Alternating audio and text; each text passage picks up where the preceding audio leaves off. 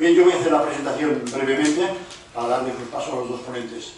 A mí ya me conocéis, ¿no? Soy Javier Marín, y además de ser el secretario general del partido, yo he trabajado 40 años en el área de la que hoy vamos a hablar, en el área de la seguridad pública.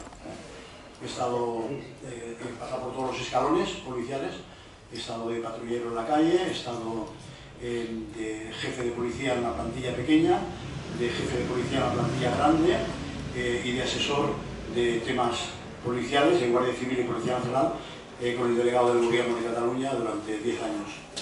Es decir, que me conozco el paño, por decirlo de alguna manera.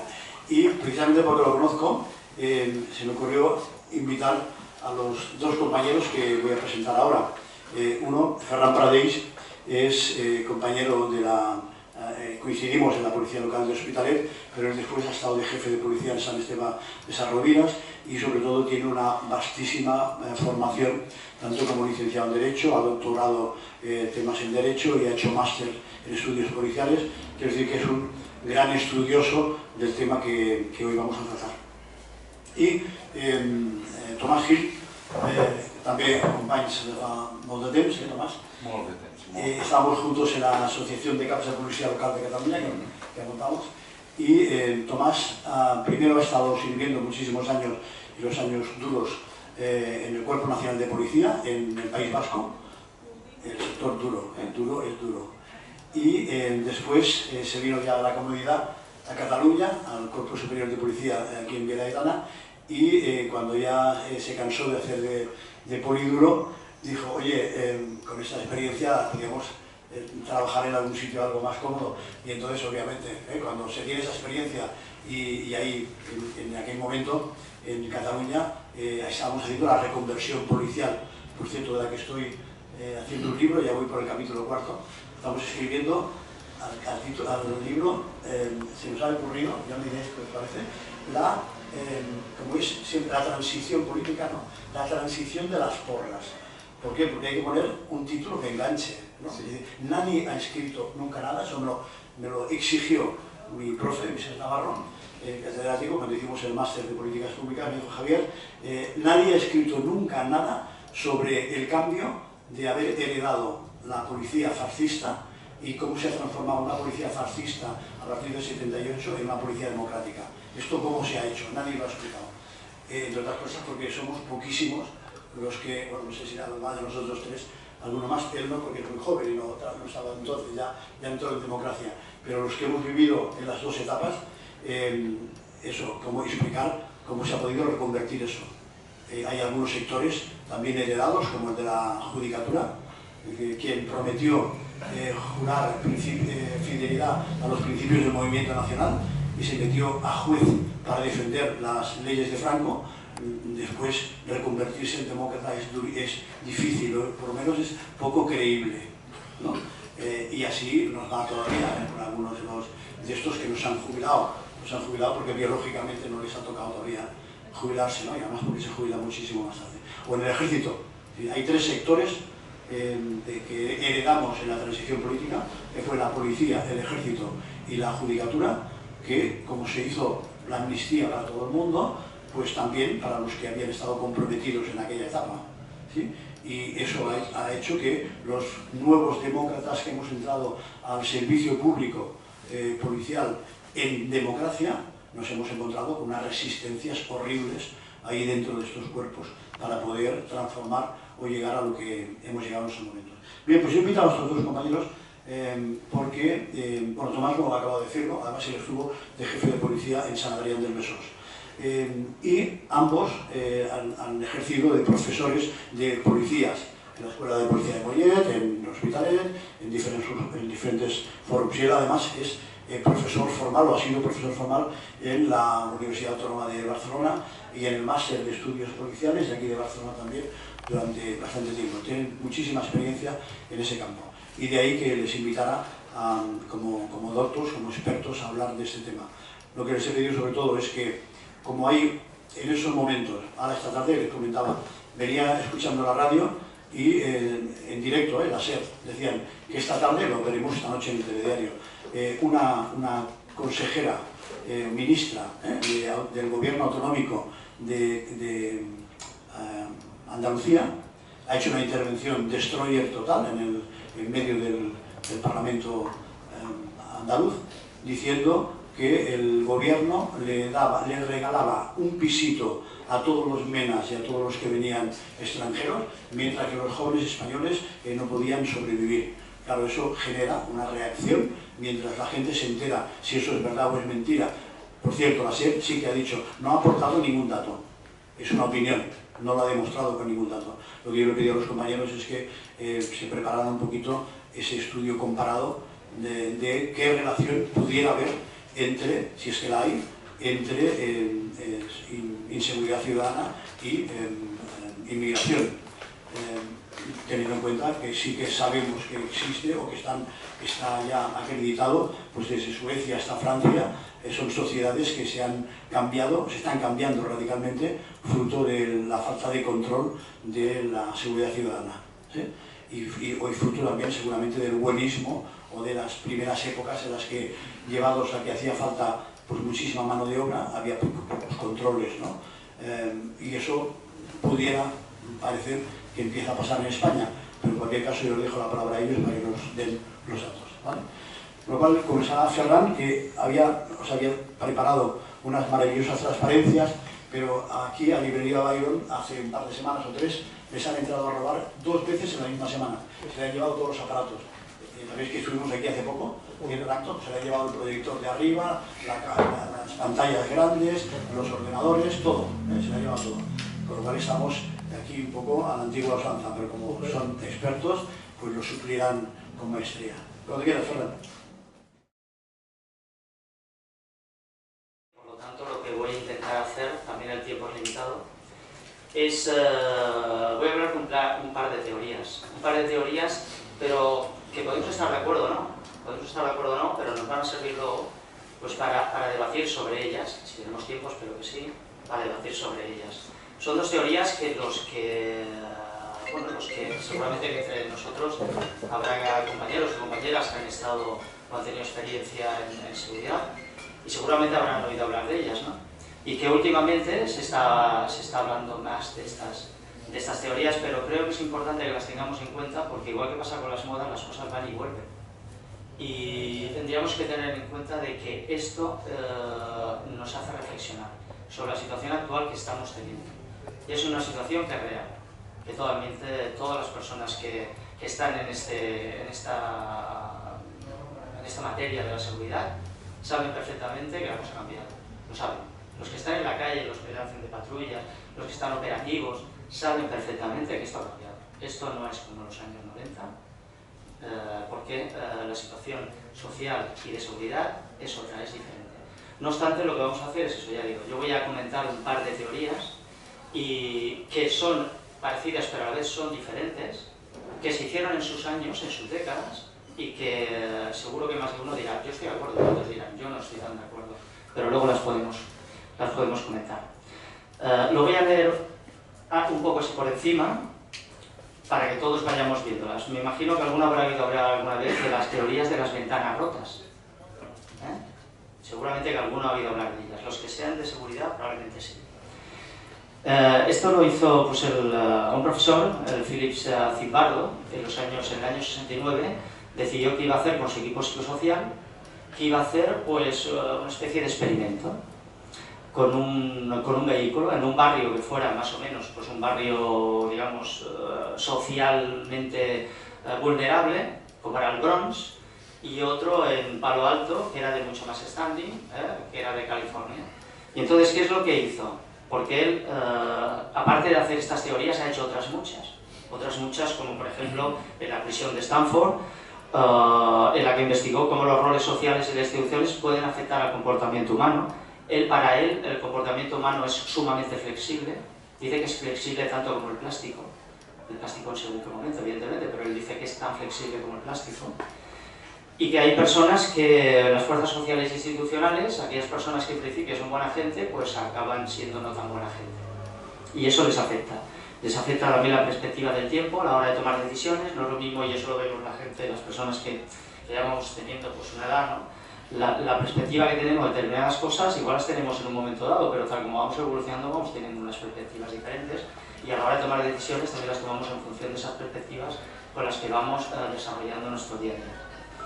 Entonces lo que hizo fue con esos dos vehículos, puso dos vehículos y lo puso uno, en primer lugar, lo puso en el Bronx. ¿Qué es lo que pasó nada más ponerlo en el Bronx? Bueno, pues que fue vandalizado, fue absolutamente destrozado el vehículo, totalmente destrozado. Y como había puesto uno en el Bronx y había puesto otro en Palo Alto, se fue a mirar a ver cómo estaba el de California y no lo habían tocado. Y entonces dijo, ya está, ya lo tenemos. En principio, primera consecuencia es, ¿qué es lo que ocurre? Pues que las zonas degradadas, las zonas más pobres, las zonas que son vulnerables, pues son aquellas en las que el delito o la criminalidad es más fácil que se produzca. Pero entonces hace una cosa, entonces dice, mira, vamos a hacer una cosa. Vamos a coger y vamos a romper un cristal en el vehículo que estaba en California, en un barrio alto, un barrio pudiente. ¿Qué es lo que ocurrió? Pues ocurrió lo mismo que en el Bronx. En el momento que vieron que aquel vehículo ya estaba con los cristales rotos y que podían acceder a él, podían sustraer cosas y podían empezar a retirar lo que fuera de él, lo destrozaron igual que en el Bronx. Entonces llegaron a otra nueva conclusión. Dice, se produjo el mismo resultado y el proceso era el Bronx. El robo, la violencia, el vandalismo redujeron el vehículo al estado que estaba en la zona del Bronx. Y los analistas dicen, ¿por qué el vidrio roto del vehículo abandonado en el barrio, supuestamente seguro, era capaz de disparar todo un proceso delictivo? Y entonces empezaron a sacar conclusiones y decían, de entrada, vuelvo a decir, son teorías. Algunos estarán de acuerdo, otros no, ¿eh? No se trata de un tema de pobreza. Dice, tiene que ver con la psicología humana, tiene que ver con las relaciones sociales. Tiene que ver con la psicología humana y con las relaciones sociales. Un cristal roto en un vehículo abandonado transmite la idea de deterioro, desinterés, de ausencia de legalidad, como que todo vale. La despreocupación va afectando a los habituales códigos de convivencia que todos tenemos, o que todos, entre comillas, aceptamos cuando vivimos en sociedad. Cada ataque nuevo que sufre el vehículo reafirma y multiplica la idea. La reiteración en la escalada cada vez va a peores y se puede volver incontenible, desembocando en un problema de inseguridad, en ocasiones incluso irracional. ¿Qué es lo que hicieron? Eso fue en 1969. En 1980, en el metro de Nueva York, hubo un incidente bastante serio de una familia que vino y que mataron robaron en el metro a una de esa familia, en este caso un chaval que intentó defender a su madre y lo asesinaron. Y entonces dijeron que tenían que poner algún tipo de medida y entonces intentaron poner el tema de los cristales rotos, aplicar esa teoría de los cristales rotos en el metro de Nueva York. ¿Qué es lo que hicieron? Ellos pensaron, dice, lo primero que tenemos que hacer es atender los pequeños incumplimientos. O sea, tenemos que empezar con lo pequeño, porque estaba la gente en general, aparte de los delincuentes que hacen cometidos más graves, la gente en general, con aquellos que son pues, del día a día, como ya no los atendemos, la gente va creyendo cada vez más de que, bueno, pues podemos ir haciendo, porque no pasa nada. Y entonces empezaron pues, con los grafitis, con el mobiliario urbano dañado, ¿verdad que nos suenan muchas cosas de estas? Deterioro de zonas públicas, suciedad en estaciones, embriaguez, ruidos molestos, estacionamientos indebidos, desobediencia, la gente que se salta al metro y que no lo paga. Los resultados fueron evidentes, comenzaron por lo pequeño y se logró hacer del metro un lugar seguro. Con esta experiencia que hacen, ¿qué ocurre? Llega en 1994 y el alcalde de Nueva York, que en aquel caso era el Giuliani, dice, bueno, pues yo voy a coger y voy a poner la tolerancia cero, también nos sonará, que la puso en su momento.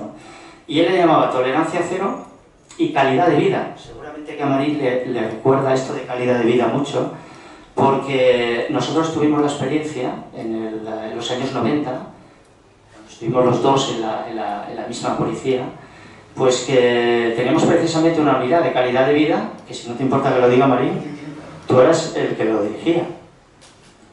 O sea que teníamos una unidad de calidad de vida, con una furgoneta que ponía calidad de vida y que iba dando vueltas por la ciudad, iba atendiendo a aquellas cosas que afectan a la calidad de vida. Menores, suciedad, alimentación, seguridad alimentaria, infinidad de cosas, ruidos molestos, inspecciones a bares, todas aquellas pequeñas cosas que el ciudadano decía, bueno, no es que me afecte tanto, pero sí me afecta, claro que me afecta en mi día a día. Porque de alguna manera se mandaba un mensaje de que aparte de las patrullas de seguridad ciudadana, se estaba atendiendo muchas cosas que eran importantes. Y francamente, no tengo por qué decir nada aquello, porque lo digo porque me sale así. Él lo gestionó muy bien. Llegamos a hacer en aquellos momentos unas intervenciones, no solamente en nuestro municipio, llegamos a salir fuera de nuestro municipio por orden judicial, porque las intervenciones eran muy buenas. Él las lideraba en ese momento, junto con un equipo entregado. Y ya decía en el 94, el señor Liliani ya decía, independientemente de que nos pueda gustar más o menos, tolerancia cero, calidad de vida. Con la tolerancia cero, lo que querían hacer era, de alguna manera, prevención y promoción de las condiciones sociales de la seguridad.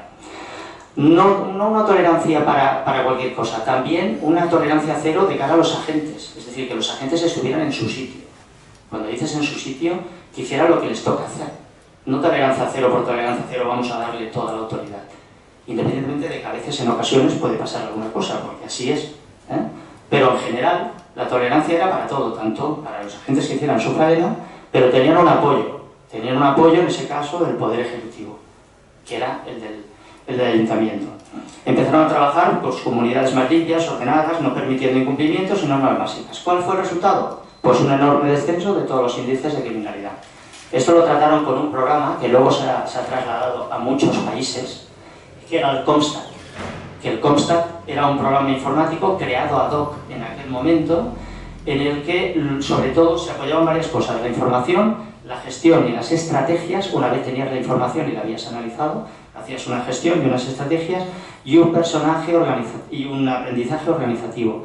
Pero sobre todo, una de las cosas que se apoyaba era en el jefe del distrito, el cual tenía que llevar a cabo esas estrategias y esa gestión.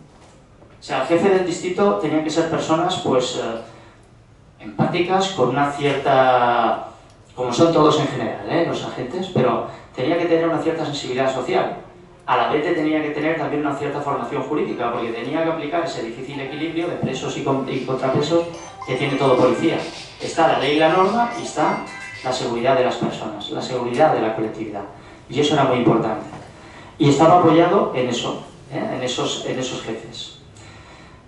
Ese libro luego lo trasladaron a un libro de la teoría de las ventanas rotas, donde dice una cosa que es relevante también, que el delito es mayor en las zonas donde el descuido, la suciedad y el desorden y los daños son mayores. Y una conclusión que también llega es que el mal menor, a veces, si no se gestiona, repito, el mal menor, a veces, si no se gestiona, es el mayor de los males. ¿Qué es lo que ocurre con ese mal mayor? Que luego no se puede parar. Y cuando lo quieres parar, o cuando quieres empezar a pararlo, tienes que tomar medidas mucho más drásticas de las que en un principio deberías haber adoptado. Por lo tanto, eso es una de las cuestiones que yo quería comentar. Como frases que podrían apoyar esta teoría, u otras, y hablando también del refranero español, del cual yo la verdad me siento bastante orgulloso de ese y de otros. Como decía Thomas Hobbes, ¿no?, en el Leviatán, el hombre es un lobo para el hombre. También dice, un lobo a otro no se muerden, pero un hombre a otro 1000 veces. El hombre es un bicho malo que menos obedece a la razón que al palo. Refraneros españoles. El criminal va a caballo, la justicia en carreta, lo sabemos, muchas veces lo hemos oído. Dura es la ley, pero es ley. Cuando el gato no está en casa, los ratones bailan. Sí, cuando el gato no está en casa, los ratones bailan. Y como dice el refranero, no hay refrán que no diga una verdad, sino una es porque dice dos. ¿Sí? En fin, hay otra teoría que luego, si me es posible, pasaré, teniendo en cuenta el tiempo limitado que tenemos. Y estas frases no son del refranero español, estas se las han dicho personas como John Fitzgerald Kennedy u otros tantos que han tenido una relevancia y una responsabilidad muy importante en sus respectivos países, ¿no? Y John Fitzgerald Kennedy decía, todos los juegos cuando empiezan son pequeños. Todos cuando empiezan son pequeños, luego van creciendo. El cambio social implica un riesgo, pero no cambiar implica un riesgo aún mayor. No hablar de la incidencia del fenómeno de la inmigración en la delincuencia genera un debate ilegítimo sobre un tema de legítimo debate. ¿Qué es lo que está ocurriendo en muchas ocasiones? Es un debate que es un debate legítimo, pero está generando uno ilegítimo. La seguridad es un proceso diario, semanal, mensual, que cambia gradualmente de opinión, erosiona lentamente las viejas barreras, construye silenciosamente nuevas estructuras.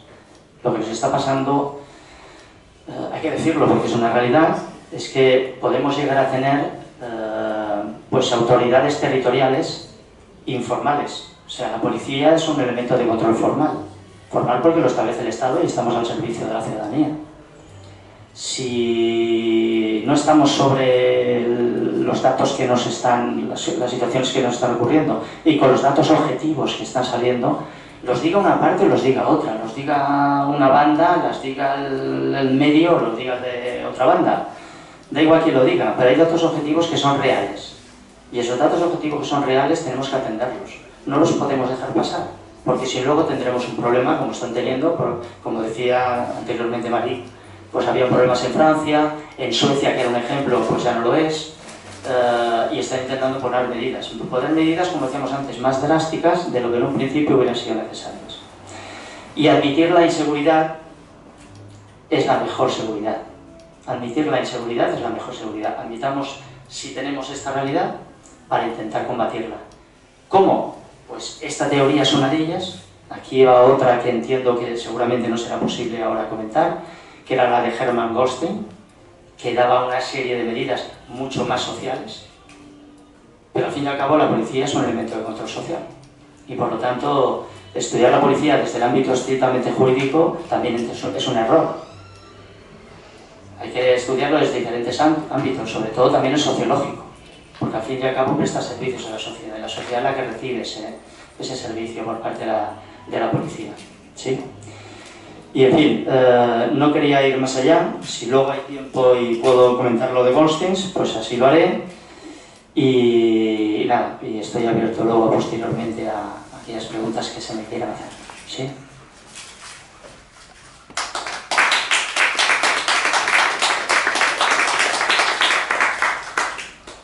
Molt bé, nos ha hecho una introducción, como le he dicho, de marco general más teórico, y ahora le pediremos a Tomás, al profe, que nos baje un poco a la realidad concreta de Cataluña, de Barcelona, de España y no sé si de Europa, porque además va a dar clases, ahora que he visto aquí a alguien de Georgia, va a dar clases a la policía de Georgia.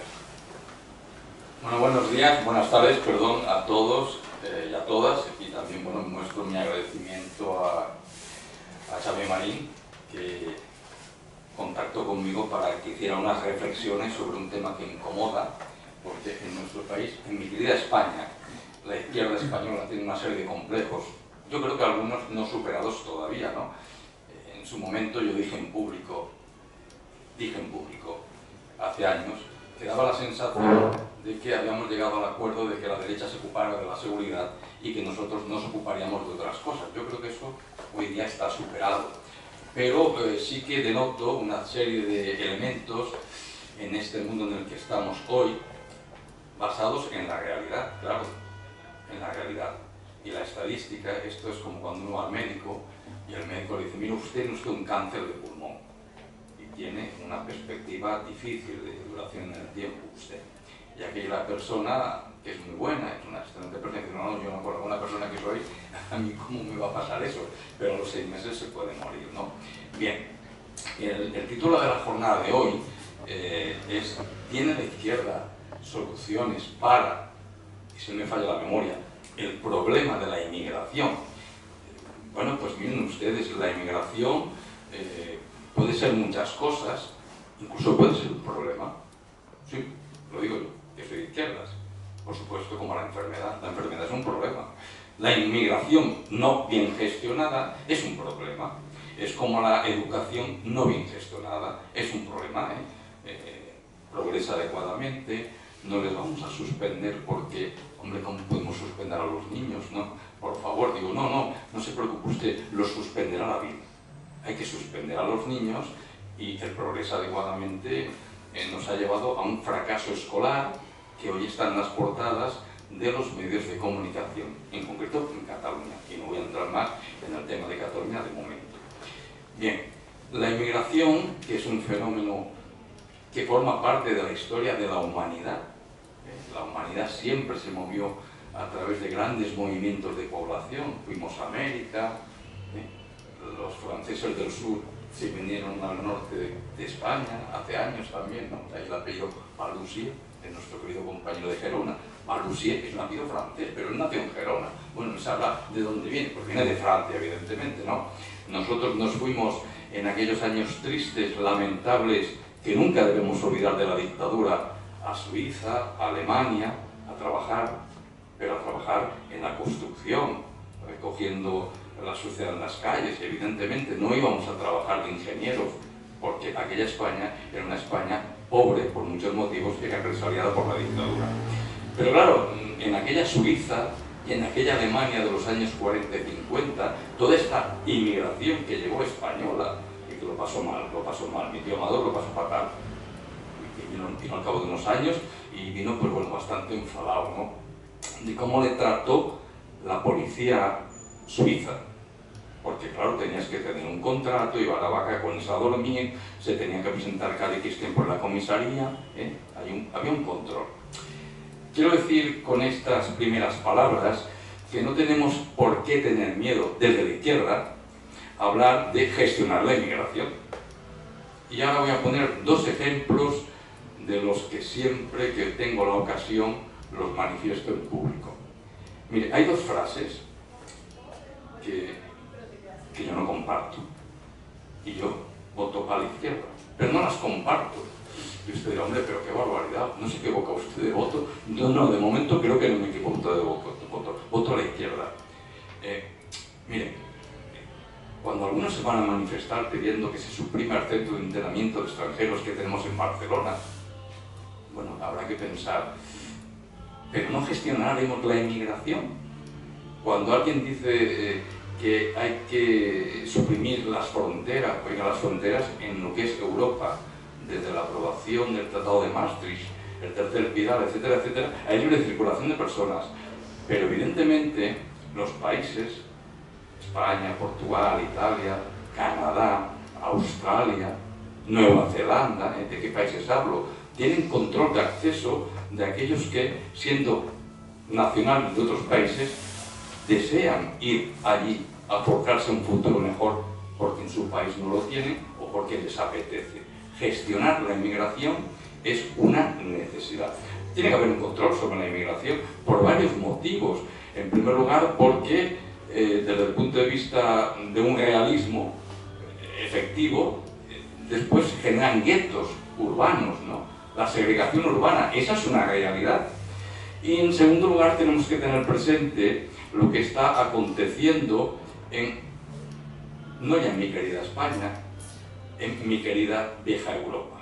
Miren, Suecia, que era un país maravilloso, ¿no?, en aquella época de Olof Palme, la socialdemocracia, yo leí un libro maravilloso en la dictadura, pero me lo regaló un sacerdote. Suecia, decía el libro, Infierno y Paraíso. Yo lo leí con 15 o 16 años y claro, descubrí que había otro mundo diferente al que teníamos aquí, sobre todo en mi casa, que era una casa de fascistas. Bien, aquella Suecia que yo conocí en el año 1995, donde estuve una semana en el laboratorio de criminalística de la policía sueca en la ciudad de Linköping, a 180 kilómetros más o menos de Estocolmo, aquella Suecia idílica, mire usted, de eso queda poco. Bueno, de la socialdemocracia queda poco. Lamentablemente, la derecha y la extrema derecha pues, han entrado en países como Suecia, Noruega, Finlandia, países en los que había una trayectoria política que era un modelo y un ejemplo para aquellos que estábamos en la dictadura o llevábamos poco tiempo después de la dictadura. Era nuestro modelo, ¿no? Aquellos ejemplos de países con una sociedad cohesionada, bien educada, con un nivel de educación y de enseñanza público maravilloso, con una policía que yo conocí en Suecia maravillosa. Después estuve también 2 semanas con la policía holandesa en Rotterdam, en Ámsterdam, y pensé, bueno, esto a mí me gusta aquella sociedad que vi en aquellos años. Bien, esas sociedades que yo conocí en aquellos años hoy han cambiado bastante.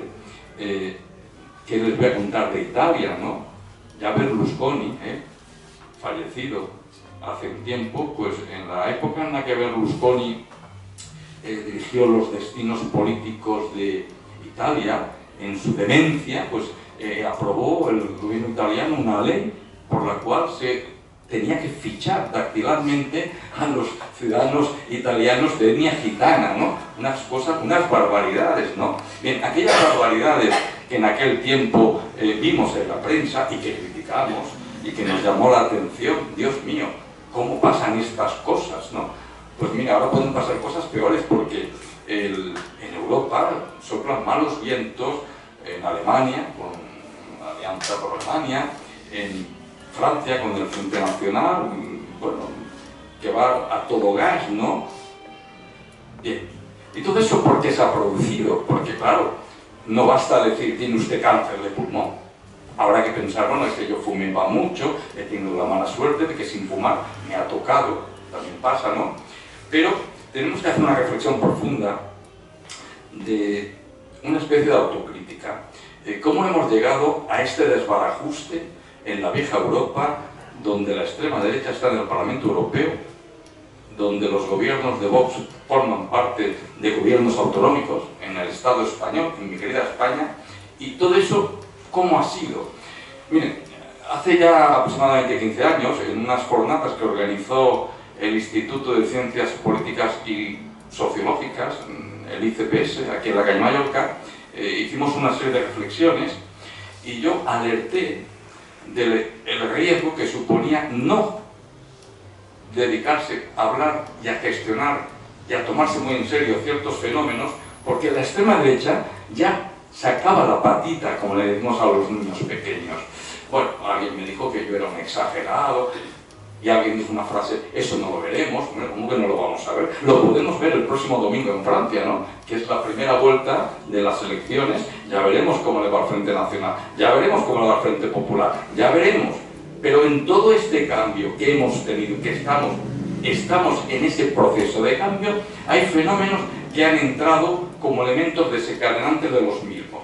Miren, uno es el de la inmigración, porque el tema de la inmigración también provocó la salida del Brexit del Reino Unido, de la Gran Bretaña. Se fueron porque no querían tener más inmigrantes, se fueron por egoísmo, pero se fueron y posiblemente no volverán. Como decía Gustavo Adolfo Bécquer, no volverán las oscuras golondrinas a sus nidos a posar.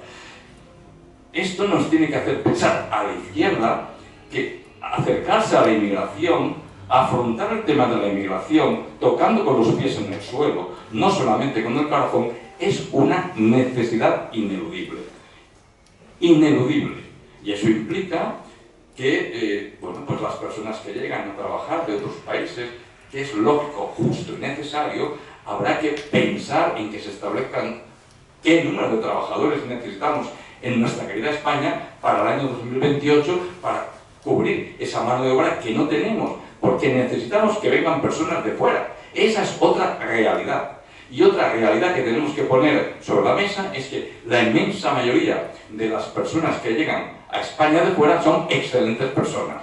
Esa es otra realidad. Una realidad que manipula, tergiversa la extrema derecha, donde cambian los signos y nos dice que los que vienen de fuera, en su inmensa mayoría, pues vienen a delinquir. Eso no es verdad y eso está comprobado. Otra cuestión es cómo afecta el fenómeno de la inmigración al tema de la seguridad. Y también tenemos que ser sensatos y sobre todo ponernos un gran angular. Esto es como cuando uno va a hacer fotografía, no podemos hacer una fotografía, tenemos que utilizar para ver el conjunto un gran angular. ¿Por qué? Porque tenemos que ver las diferentes aristas de la inmigración en cuanto a cómo esas aristas repercuten en las realidades políticas de los estados. Y el auge de la extrema derecha es una consecuencia de que algunas, quizás durante un tiempo, hemos tenido una actitud de poca aproximación a ciertos fenómenos y que otros esa poca aproximación lo han sabido manipular inteligentemente. Y los resultados hoy les avalan. ¿Por qué? Porque están al alza y otros pues han desaparecido. ¿Ustedes saben dónde está el Partido Socialista Italiano de mi época juvenil? ¿Saben si existe? ¿Ustedes saben si sigue existiendo el Partido Socialista griego? ¿Ustedes saben si existe? ¿Ustedes saben si existe, y perdonen por la expresión, el Partido Socialista francés? ¿Ustedes saben si existe? Como yo lo conocí cuando existía. Oiga, esto es muy serio, porque la socialdemocracia, que es donde yo quiero seguir manteniendo mi posición, tenemos que afrontar ciertos retos pues con una visión pragmática, y eso se llama gestionar. No hablo de prohibir, simplemente de gestionar. Y gestionar es una obligación de nuestra clase política. Gestionar desde un punto de vista del realismo, las necesidades que tenemos en el sector económico, las personas que necesitamos para trabajar y aquellas que pueden llegar y podemos acondicionar su modo de vida. Porque, oiga, yo he tenido una experiencia personal en los últimos meses que me ha hecho reflexionar. Y yo vivo en Malgrat de Mar a tiempo parcial y delante de casa hay un hotel donde este invierno pues había 30 personas aproximadamente, de estas personas, seres humanos, que se reparten por comunidades autónomas, ¿no? Bueno, pues a Cataluña llegaron X personas, y de esas X personas, pues X personas estaban en un hotel de Malgrat de Mar, donde pues tenían, durante el tiempo que estuvieron, satisfechas sus necesidades básicas de alimentación, techo, higiene. Entonces yo un día tuve interés en, y bueno, y aparte de dar vueltas alrededor del hotel y que yo les salude, bonjour, bonjour, porque hablaban francés, ¿qué hacen en su tiempo libre? ¿Quién se ocupa de ellos? Entonces llamé al ayuntamiento y el ayuntamiento me dijo, bien, pues mira, aquí hay un grupo de voluntarios de Malgrat de Mar, fantástico, que se preocupan de ellos, les dan unas clases de catalán, de castellano, también se preocupa Cáritas, la Cruz Roja, me pareció estupendo, ¿no? Y dije, bueno, pues está bien, porque en todas las horas que tiene un día hay que intentar que esas personas, cuando les digan tiene que irse fuera a la calle, pues tengan herramientas. Pero llegó un buen día, al cabo de unos meses, y ya no estaban. Habían desaparecido. Y yo pensé, ¿y dónde estarán? Y alguien me dijo, bueno, pues están en la calle. ¿En la calle? ¿En qué calles? Pues en las calles de Europa. Es decir, bueno, esto es gestionar la inmigración. ¿Esto qué es? O sea, gestionar la inmigración para mí debe ser otra cosa, ¿no? Porque ¿de qué nos sirven las personas que no tienen elementos para ganarse el pan cada día sin tener esa capacidad de sustento? ¿De qué nos sirve? Pues mire, para que otros se aprovechen y acaben en circunstancias que no son las queridas, en el trapicheo, etcétera, etcétera, etcétera. Otra experiencia que tuve en San Adrián del Besós, cuando era jefe de la policía local, fue,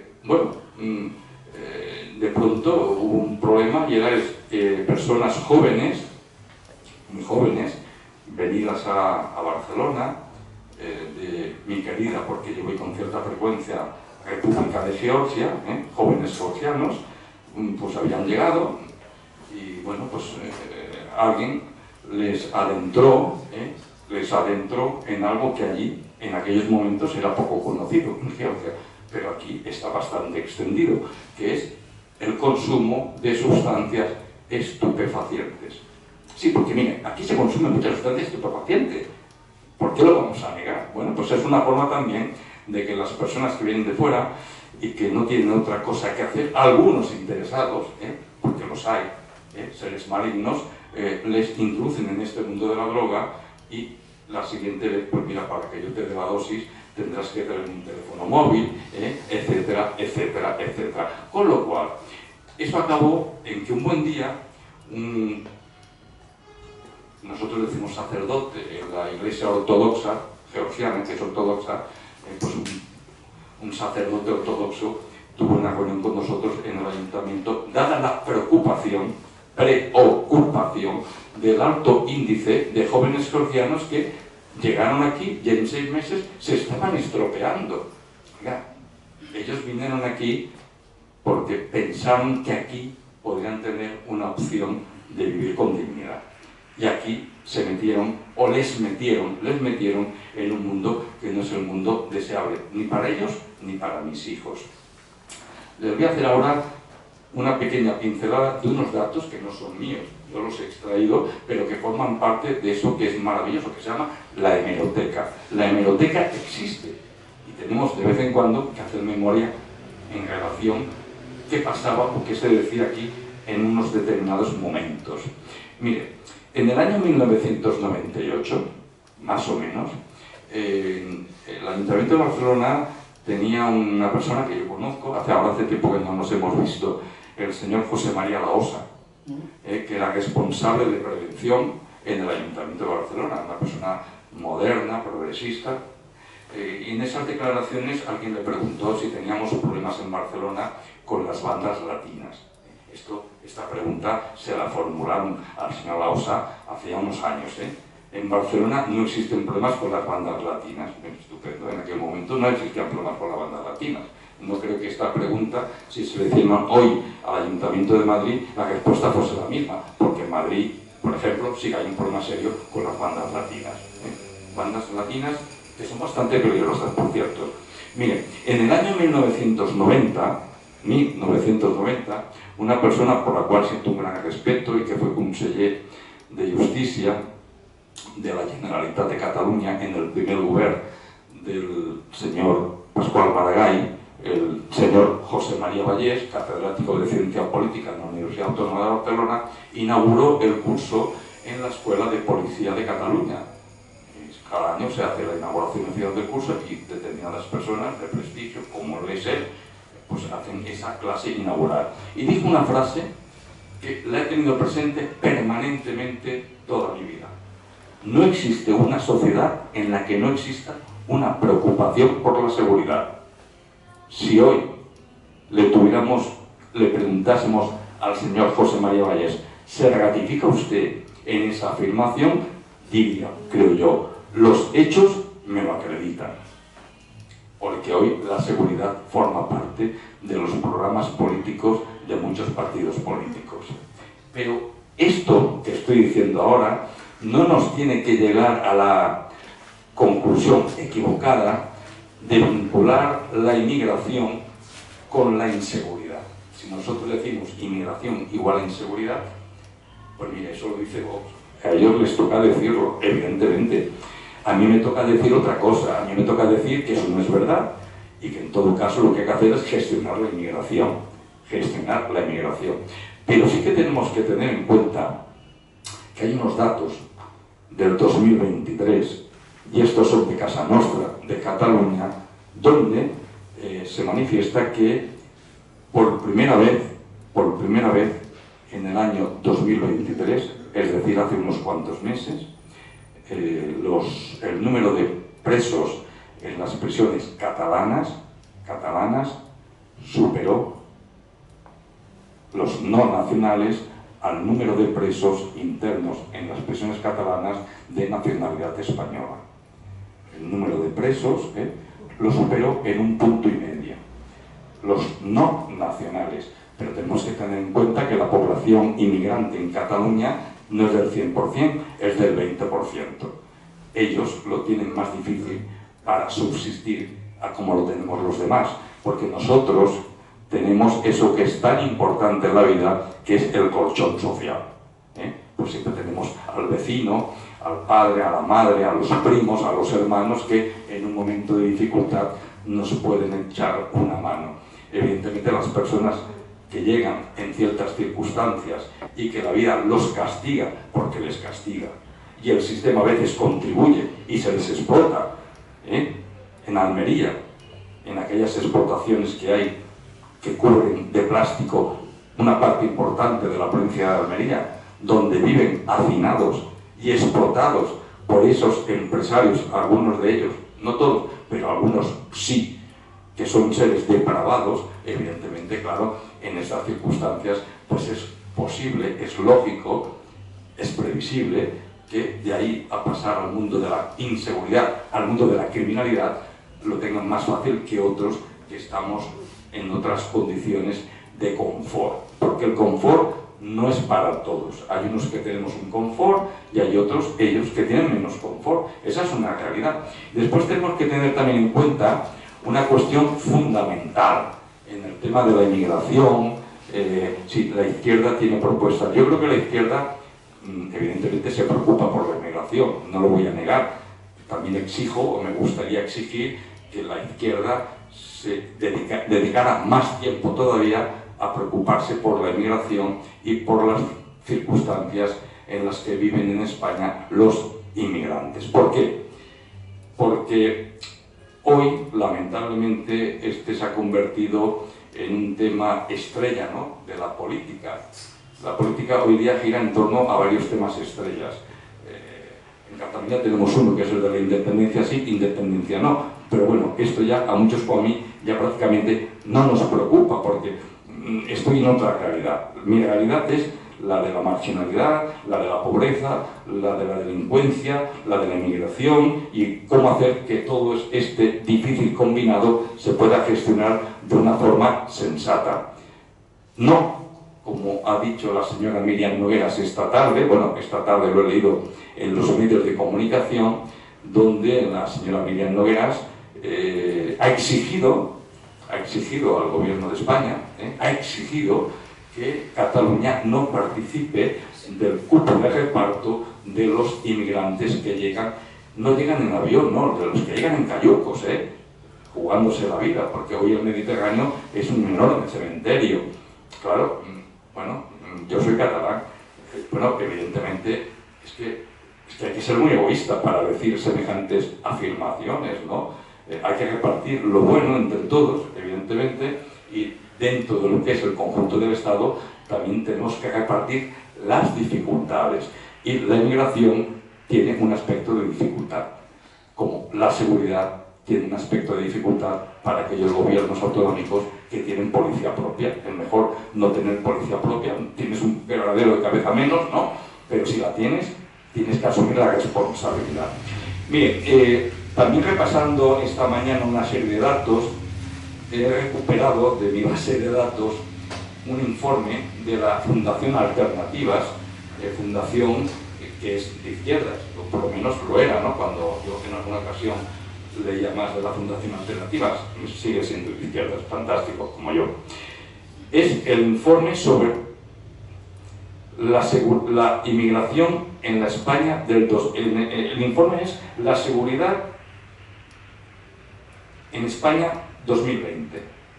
Entonces ahí se analizan diferentes cuestiones relacionadas con la inmigración, después en su apartado final la seguridad de la inmigración, y hay una serie de datos que son importantes que yo se los voy a comunicar a ustedes desde una visión de lo que es la izquierda española, donde hay una preocupación por la inmigración. Ahí se dice, donde hay un mayor número de extranjeros, dice página 32, lo digo porque no lo digo yo, lo dice el informe de la Fundación Alternativas, una fundación de izquierda. Nicolás Sartorius, antiguo miembro del Partido Comunista de España, no del reconstituido, sino del Partido Comunista de España, de Santiago Carrillo. En aquellas comunidades autónomas donde hay mayor número de extranjeros, suele darse un mayor porcentaje de infracciones. Página 32. No se puede sostener que los inmigrantes sean delincuentes potenciales. No se puede sostener que los inmigrantes sean delincuentes potenciales, porque los datos muestran la falsedad de dicha afirmación.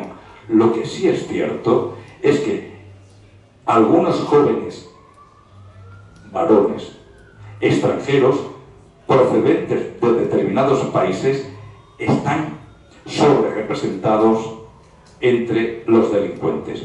Página 32. Propuestas. Página 33. Seleccionar a los inmigrantes en origen. En origen.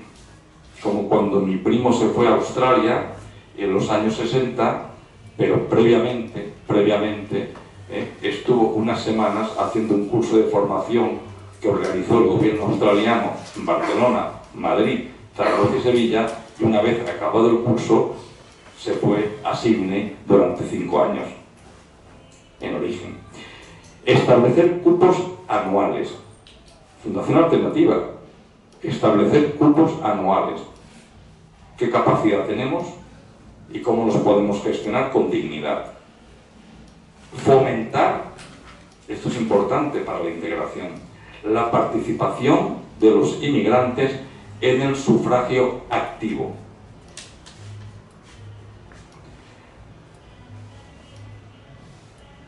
Este informe también dice que en España existían 500 grupos organizados de naturaleza criminal y perspectivas de futuro de este informe España 2020, cara a los próximos años de la Fundación Alternativas. Aumentará el mercado de la droga, aumentarán los índices de violencia. Bien, la Fundación Alternativas no es sospechosa ni casposa, pero bueno, hizo un informe tocando con los pies en el suelo. Y yo voy a hacer dos pequeñas notas aclaratorias a esas últimas afirmaciones que se contienen en las propuestas del informe de la Fundación Alternativa. Si alguno de ustedes cree en su buenismo cabalgante, que espero que no sean ustedes de ese tenor de personas que niegan la realidad, que en el futuro tendremos menos actividad delictiva y menos violencia, yo en público les digo, desde mi posición realista, tendremos más delito y tendremos más violencia. ¿Por qué? Bueno, pues porque mire, el mundo no es el mundo que conocimos hace unos años cuando yo iba al instituto, ¿no? Y cuando fui a la universidad en aquellos años con el profesor Jordi Soletura. El mundo ha cambiado, estamos en un mundo globalizado, vamos, venimos, pero no solo vamos y venimos los ciudadanos decentes, no solamente viajamos los ciudadanos decentes, los criminales, las organizaciones criminales también se mueven, van, vienen, actúan, montan delegaciones, sucursales del crimen, y todo esto genera un entorno para las policías de enorme dificultad para hacer frente a esa realidad criminal. Pero todo este entorno no está originado, no está provocado, no es causa de la inmigración. Y tenemos que distinguir claramente inmigración y seguridad. Hay que desvincularlo. Hay que desvincularlo de una forma radical. Lo que sí tenemos que hacer es cuestionarnos y reflexionar sobre las dificultades que supone gestionar la inmigración. Esa es otra cuestión. Y para gestionar la inmigración, evidentemente, como no podía ser de otra forma, hacen falta unos importantes recursos públicos. Miren, ayer también leyendo las noticias, y esto hace referencia a la querida ciudad de Hospitalet de Llobregat, pues leía que la Consellería de Sanidad de la Generalitat de Cataluña este verano, que ya estamos en verano, en Hospitalet, los CAPs, los centros de atención primaria, no funcionarán como están funcionando hasta ahora, porque no tiene recursos económicos para proceder a la sustitución del personal sanitario que tiene el derecho, como lo tengo yo y lo tienen ustedes, de realizar sus vacaciones de verano. Bien, recursos públicos. Y gestionar la inmigración implica recursos públicos. Y lo que no podemos hacer es hacer, en catalán decimos fébula colons. Si no tenemos ciertos recursos públicos, tendremos que plantearnos ciertas cuestiones. ¿Por qué? Porque no podemos engañarnos, ni nosotros, ni engañar a otros. Porque no es correcto. Y sobre todo, en una cuestión final, para no extenderme más, lo que es la izquierda española debe desnudarse, debe desprotegerse, debe dejar de tener, por si alguno aún los tiene, ciertos complejos cuando se habla de policía, cuando se habla de seguridad.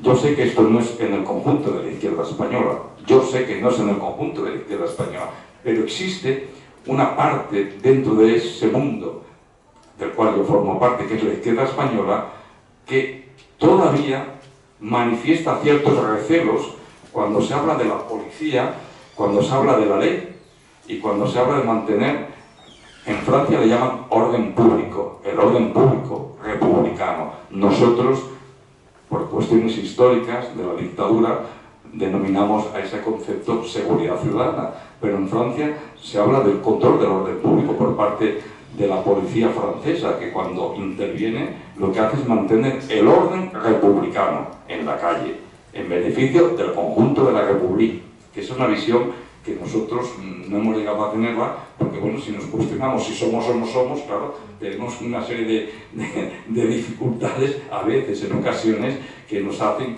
mantenernos en una posición compleja. No todos, pero algunos sí.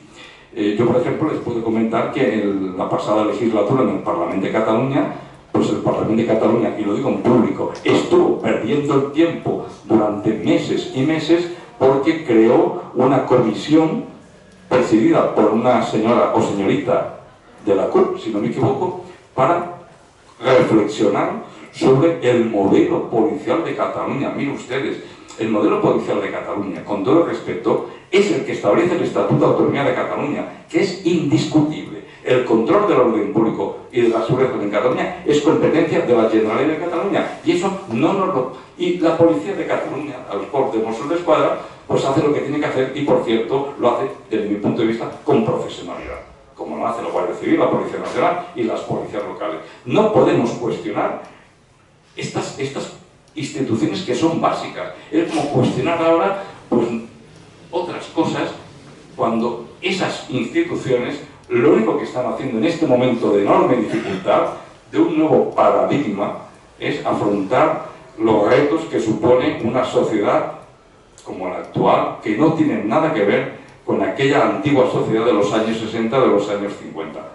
Los inmigrantes que vinieron a Cataluña en aquellos años, que Cataluña pasó de 2,5 millones de habitantes a 5 millones de habitantes, 4 y pico, dobló en aquellos 20 años de llegada de inmigración masiva a trabajar a Cataluña. Bueno, aquella población con el tiempo también se integró, y las segundas y terceras generaciones están integradas, las segundas y las terceras generaciones. Lo que tenemos que hacer desde la izquierda es pensar en la integración de esas segundas y terceras generaciones llegadas a Cataluña, llegadas a España. Es fundamental para evitar que en esas segundas y terceras generaciones se tenga el sentimiento de no saber si soy de aquí o soy de allá, ¿no? Como decía la canción.